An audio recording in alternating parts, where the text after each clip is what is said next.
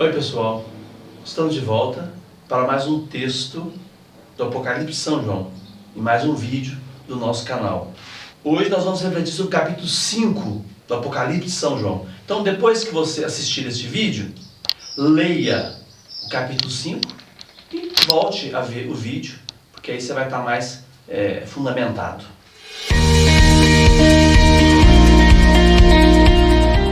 O capítulo 5 fala do Cordeiro e do livro selado, o livro que tem selos, quer dizer, um livro lacrado, fechado. No tempo do Apocalipse, as comunidades cristãs estavam sendo perseguidas pelo Império Romano, como nós já vimos. Elas se sentiam muito pequenas diante de um poder tão grande que era o poder do Império. Elas se sentiam impotentes diante da maldade, da crueldade do Império Romano. Na visão do Apocalipse 5, capítulo 5, João começa a falar de um novo personagem, o Cordeiro que foi imolado, o Cordeiro que lembra a Páscoa, que lembra a passagem, que lembra a libertação, né? O Cordeiro de Deus que tira o pecado do mundo.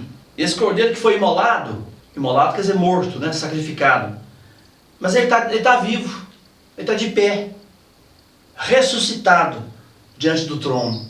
Enquanto o trono é a presença do Deus invisível, o Cordeiro é Jesus, que foi sacrificado na cruz, mas que continua vivo, de pé.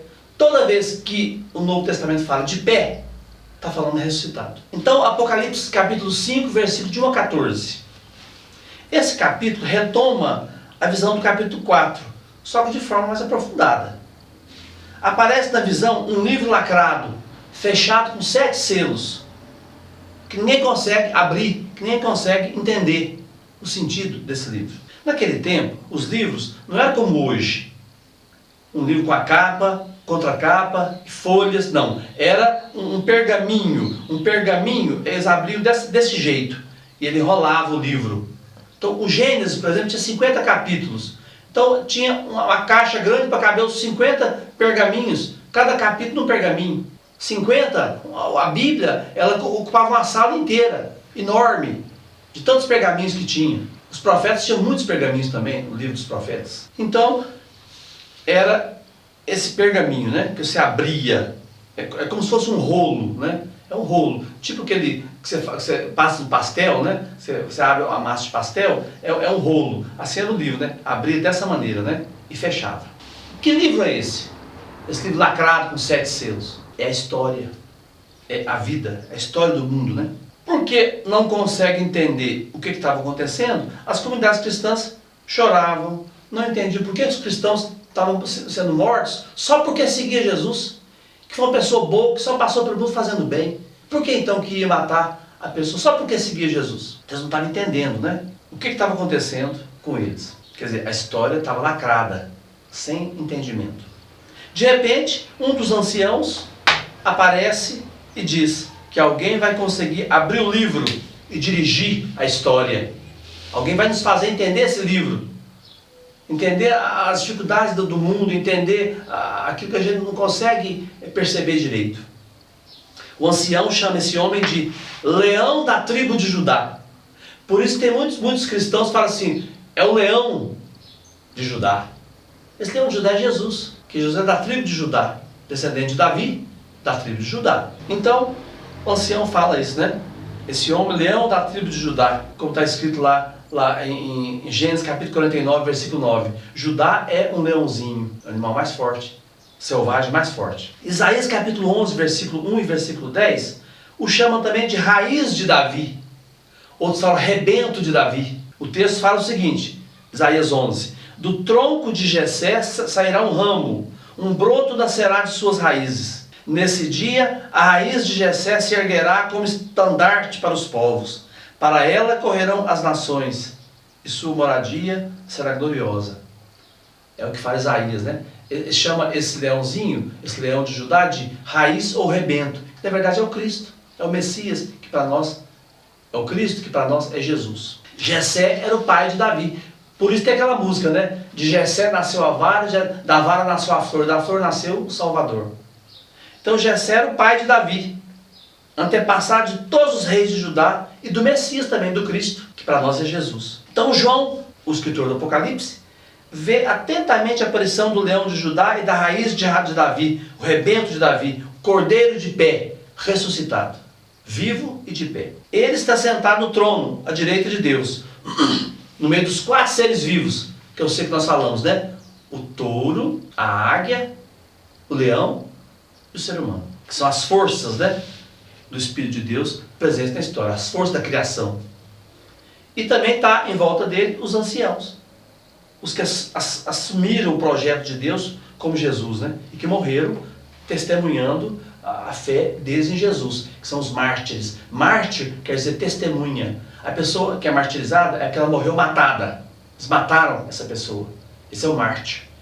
Testemunhou alguma coisa. É o mártir que testemunhou Jesus. Esse texto foi escrito por volta do ano 70 depois de Cristo.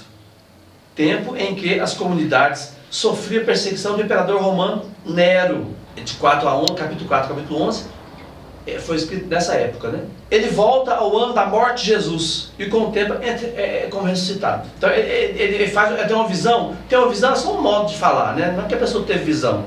É só um modo, é um recurso literário para falar sobre alguma coisa interessante, né? Ou do passado ou do futuro. Porque o presente não tem visão, né?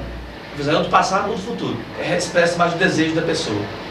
Aí o autor começa a mostrar como que a ressurreição vitoriosa de Jesus ajuda as comunidades do seu tempo a vencer a perseguição, a ser fiel a Jesus, a morrer por causa de Jesus. Quando Jesus recebe o poder, tudo explode de alegria, como fala esse capítulo, né?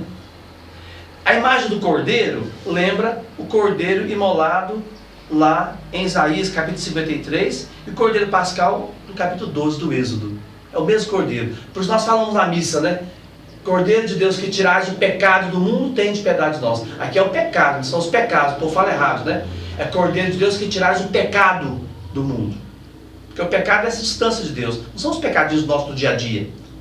É o pecado original, o pecado da distância de Deus, né? Esse Cordeiro de Deus que tirais o pecado do mundo. Então, Jesus é esse novo Cordeiro pascal. Da mesma forma que lá na saída do Egito, o povo tomou essa função de sacerdote, é um reino de sacerdotes. Agora o Cordeiro resgata a humanidade para ser um reino de sacerdócio para Deus, né? Apocalipse capítulo 5, versículo 10. O que é sacerdote?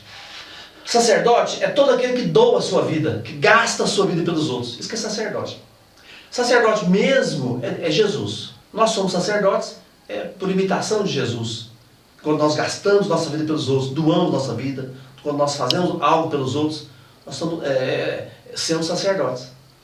Agora, o padre mesmo é um presbítero, fala sacerdote, porque eu estou acostumado a chamar o padre de sacerdote, mas sacerdote é só Jesus. Todos nós somos sacerdotes pelo batismo, somos chamados a gastar nossa vida pelos outros. Agora, o padre tem um sacerdócio ministerial, né, além do sacerdócio batismal. Mas sacerdote quer dizer aquele que doa a sua vida. Então, Jesus é esse sacerdote que resgata a humanidade para o sacerdócio, para a doação da vida. Vendo a vida das comunidades cristãs como um novo êxodo, João tira o véu, revela o sentido oculto da história, desvelar. Isso aqui é Apocalipse, né? A palavra Apocalipse quer dizer revelação. Apocalipse quer dizer revelação em grego, né? Tirar o véu, desvelar. A realidade está escondida debaixo de um véu. Para eu entender a realidade, eu tiro o véu e entendo a realidade, né? E vou ver o que vai acontecer, o que está oculto na história e o que vai acontecer em breve. Os 3 hinos de Apocalipse 5, 9 a 13 mostram que no céu se celebra do mesmo modo que as comunidades, esperança em vencer a perseguição e denunciar a idolatria do Império Romano. São 3 pequenos hinos do versículo 9 ao versículo 13, falando sobre essa celebração de vitória. Esse é mais ou menos o contexto do capítulo 5, em grandes linhas. Agora volte lá, leia o capítulo 5 do Apocalipse de São João, torne a ver o vídeo, que você vai entender perfeitamente, não tão perfeitamente, mas vai entender bastante o contexto do capítulo 5 do Apocalipse de São João. Por hoje é só, um abraço, fiquem todos com Deus.